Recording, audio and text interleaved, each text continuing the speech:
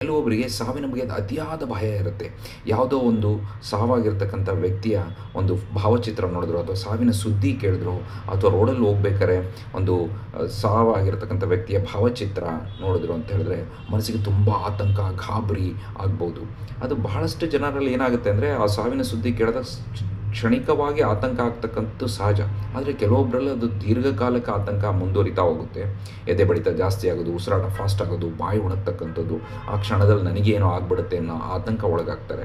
And ಆ ಸಾವಿಗೂ ಮತ್ತು ತಮ್ಮ ಜೀವನಕ್ಕೂ ಕಂಪೇರ್ ಮಾಡ್ಕೊಳ್ಳಿಕ್ಕೆ ಶುರು ಮಾಡ್ತಾರೆ. ಅಯ್ಯೋ ನನಗೂ ಈಗ ಆಗ್ಬಿಟ್ರೆ ಏನಾಗ್ಬಿಡುತ್ತೆ, ಸೊ ಭಯ ಆಗ್ಲಿಕ್ಕೆ ಶುರು ಆಗುತ್ತೆ. ಸೊ ಇದನ್ನು ನಾವು ಥ್ಯಾನೆಟೋಫೋಬಿಯಾ ಅಂತ ಹೇಳ್ತೀವಿ. ಸೊ ಕಾರಣ ಯೂಶಲಿ ಬ್ರೈನ್ನಲ್ಲಿ ಒಂದು ಫಿಯರ್ ಸೆಂಟರ್ ಅಂತ ಇರುತ್ತೆ, ಅಮೆಗ್ಡೆಲಾ ಅಂತ ಇರುತ್ತೆ. ಆ ಫಿಯರ್ ಸೆಂಟರ್ ಒಂದೇ ಸರಿಗೆ ಈ ಥರ ಸಾವಿನ ಸುದ್ದಿ ಕೇಳ್ತಿದ್ದಂಗೆ ಟ್ರಿಗರ್ ಆಗುತ್ತೆ. ಬಾಡಿಯಲ್ಲಿ ಕಾರ್ಟಿಸಾಲ್ ಹಾರ್ಮೋನ್ ರಿಲೀಸ್ ಆಗಲಿಕ್ಕೆ ಶುರುವಾಗುತ್ತೆ. ರಿಲೀಸ್ ಆಗ್ತಿದ್ದಂಗೆ ಈ ರೀತಿಯಾದ ಭಾವನೆಗಳು ಮತ್ತು ಭಯಗಳು ಜಾಸ್ತಿ ಆಗ್ತಾ ಹೋಗುತ್ತೆ. ಸೊ ಇಂಥವರಲ್ಲಿ ಮೊದಲನೇದಾಗಿ ಅವರಿಗೆ ಸಮಾಧಾನ ಪಡಿಸ್ಲಿಕ್ಕೆ ಆರಾಮಾಗಿ ಅವರು ಕೂತ್ಕೊಳ್ಬೇಕು. ಸ್ವಲ್ಪ ನೀರು ಕುಡಿಬೋದು, ಕುಡಿದ್ಬಿಟ್ಟು ಸ್ವಲ್ಪ ದೀರ್ಘ ಉಸಿರಾಡಲಿಕ್ಕೆ ಪ್ರಯತ್ನ ಮಾಡಿದ್ರೆ ಒಳ್ಳೆಯದು. ಆ್ಯಂಡ್ ತಮ್ಮ ಜೀವನವನ್ನು ಬೇರೆಯವ್ರ ಜೀವನಕ್ಕೆ ಕಂಪೇರ್ ಮಾಡ್ಕೊಳ್ಳೋದು ಮೊದಲು ನಿಲ್ಲಿಸಬೇಕು. ಯಾವುದೋ ಒಂದು ತಾವು ಸುದ್ದಿ ಕೇಳಿರ್ತಾರೆ, ಮಾಧ್ಯಮಗಳಲ್ಲಿ ಬರುತ್ತೆ, 25 ವರ್ಷದ ಯುವಕನಿಗೆ ಹೃದಯಾಘಾತ ಅಂತ ಹೇಳ್ಬಿಟ್ಟು ಬರುತ್ತೆ. ಅದು ಸುದ್ದಿ ಹೆಡ್ಲೈನ್ಸ್ ಅಷ್ಟೇ.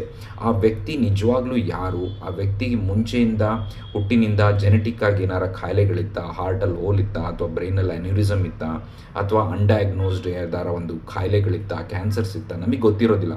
ಅಥವಾ ಅವ್ರ ಜೀವನ ಶೈಲಿಯಲ್ಲಿ ಎಕ್ಸಸೈಸ್ ಮಾಡ್ತಾಯಿದ್ರಾ, ಸ್ಮೋಕಿಂಗ್, ಆಲ್ಕೋಹಾಲ್ ಏನಾರು ಇತ್ತ, ಇದೇನೂ ಗೊತ್ತಿರೋದಿಲ್ಲ.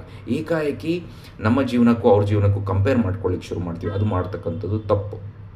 ಸೊ ಹಾಗಾಗಿ ನೀವು ನಿಮ್ಮ ಆರೋಗ್ಯದ ಬಗ್ಗೆ ಕಾಳಜಿ ವಹಿಸಿ ಎಲ್ಲ ಚೆಕ್ ಮಾಡಿಕೊಂಡಿದ್ದು ಏನೂ ಇಲ್ಲ ಅಂತ ಇರುವಾಗ ನಿಮ್ಮ ಜೀವನವನ್ನು ಬೇರೆಯವ್ರ ಜೀವನಕ್ಕೆ ಕಂಪೇರ್ ಮಾಡ್ಕೊಳ್ಳೋದು ಮೊದಲನೇದಾಗಿ ತಪ್ಪು.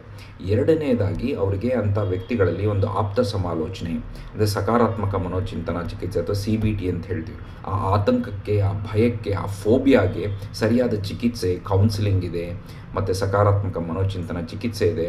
ಅದಕ್ಕೂ ಕಡಿಮೆ ಆಗಿಲ್ಲ ಅಂತ ಹೇಳಿದ್ರೆ SSRI ಅಂತ ಮೆಡಿಕೇಷನ್ಸ್ ಬರುತ್ತೆ. ಇದು ಕೊಡೋದ್ರಿಂದ ಅವರಲ್ಲಿ ತಾಳ್ಮೆ, ಸಹನೆ ಮತ್ತು ಆತಂಕಕ್ಕೆ ಒಳಗಾಗಿರ್ತಕ್ಕಂಥದ್ದು ಕಡಿಮೆ ಆಗುತ್ತೆ.